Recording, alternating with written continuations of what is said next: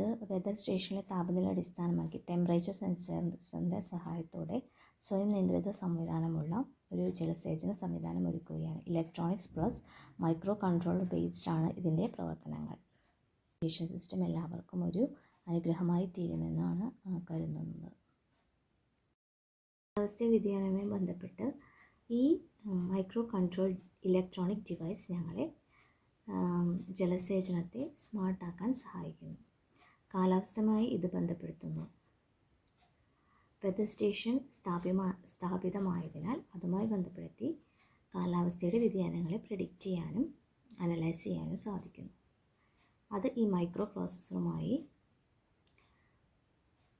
ബന്ധിപ്പിക്കുകയും അതിൻ്റെ വിവരങ്ങൾ ഇതുമായി ബന്ധിപ്പിക്കുകയും ഇത് വീണ്ടും ഒരു സ്മാർട്ട് ഫോൺ ഇതിൻ്റെ ഡിവൈസുമായി ബന്ധപ്പെടുത്തുകയും ചെയ്യുന്നു. ഇതുവഴി ദൂരത്തു നിന്ന് പോലും നമുക്ക് കാര്യങ്ങളെ നിയന്ത്രിക്കുവാനായിട്ട് സാധിക്കുന്നു. ഇതൊരു സ്മാർട്ട് കൺട്രോൾ ഡിവൈസ് ആയതുകൊണ്ട് തന്നെ വളരെയധികം റാഷണാലിറ്റിയോടുകൂടിയും വളരെയധികം നമുക്ക് ഇതിനകത്ത് കൂടുതൽ കൺട്രോൾ ലഭിക്കുകയും ചെയ്യുന്നു. പദ്ധതിയുടെ ലക്ഷ്യങ്ങൾ ഇവയാണ്. നിലവിലെ കാലാവസ്ഥ പ്രതിസന്ധികൾ, കാലാവസ്ഥ വ്യതിയാനം മുതലായവയെ ചെയ്യുക. വിദ്യാർത്ഥികൾക്ക് കാലാവസ്ഥ പ്രതിസന്ധികളെക്കുറിച്ച് അറിവ് നൽകുക. സാമൂഹിക ഇടപെടലിന് വിദ്യാർത്ഥികളെ പ്രാപ്തരാക്കുക. കാർഷിക മേഖല പ്രതിസന്ധിയെ തരണം ചെയ്യുക. കാർഷിക സമൃദ്ധി, ജലസമൃദ്ധി, വിള സംരക്ഷണം, വിഷരഹിത കാർഷിക വിളകൾ തുടങ്ങിയവയൊക്കെ ഇതിൻ്റെ പ്രസക്തിയാണ്. പദ്ധതിയുടെ വ്യാപ്തി ഒരുപാട് സ്ഥലങ്ങളിൽ കടന്നു പോവുകയാണ്. കർഷക കൂട്ടായ്മകൾ ഇതിലെ ഒരു ഭാഗമാണ്.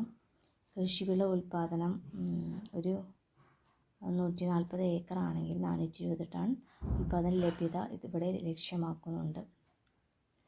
ഒരു ഓട്ടോമേറ്റഡ് ഇറിഗേഷൻ സിസ്റ്റമാണ് ഒരു സ്മാർട്ട് ഫോണിൻ്റെ സഹായത്തോടെ ഇവിടെ പ്രവർത്തിപ്പിക്കുന്നത്.